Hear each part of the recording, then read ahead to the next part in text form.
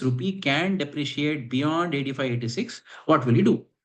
So what will you do? You will say, okay, let me do one thing. Right now, my forward is at 85, 86, right? Forward is 85, 86. This is my forward rate, right? So my best case rate is 85, 86, and my worst case rate is also 80 because I'm locked in. So what I'll do is I will say, okay, I'm willing to give up. This is my spot, right? I'm willing to give up some, let's assume out of this 96 paisa, I'll give up, let's say, certain benefit. Meaning, let's assume I'm willing to give up 40 paisa or 45 paisa or 50 paisa, let's say. Meaning, my worst case rate at any point in time cannot be worse than 50 paisa lower, which means 85.36, 84.90 is spot, right? So I am better off than spot by around 46 paisa. So what I'm saying is, let me give up my worst case benefit. Instead of 85, 86, I'm comfortable with 85, 36.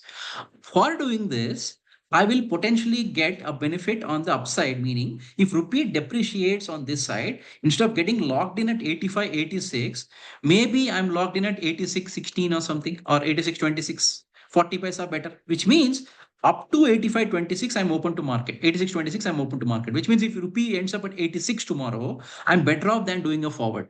If rupee ends up at 86.25 or 26, I'm better off than the forward. If rupee ends up at 87, I'm locked in at 86.26 instead of 85, 86. So I'm getting a better benefit compared to the forward. So for 50 paisa here, oh sorry, this is 50 paisa here. So I should say 86.36, right? 50 paisa better, roughly. So in this current market, it's actually symmetrical, meaning 50 paisa you give up your worst case, your best case can improve by 50 paisa or slightly more actually, but 50 paisa you can take as a ballpark, 50-50 on both sides. Normally it's actually 50 and probably 55 actually, but for our understanding, let's keep it 50-50. Similarly, if you give a 40 paisa benefit in this side, you'll get 40 paisa better side this side. So 85, 46, 86, 26, and so on. So this structure, what are you actually doing? You are breaking this forward into two into a range. Below a particular worst case, below a particular rate is your worst case, above a particular rate is your best case. So your worst case and best case are not the same rate like in a forward, but two different rates. Now, how will you achieve this? It's very simple. You have a right to buy at 85.36, right? Which means you buy put.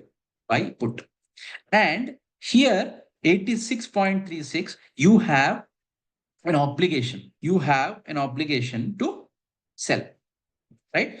Because after 86.36, you are open now. You're locked in now. There's no way you can get anything better, right? Which means you're obligated to sell at 86.36. So you're selling call. So buy put at 85.36, sell call at 86.36.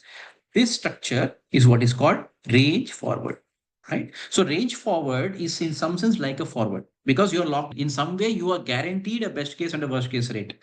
But the only difference is, unlike a forward, your worst case and best case are not the same, but they are different.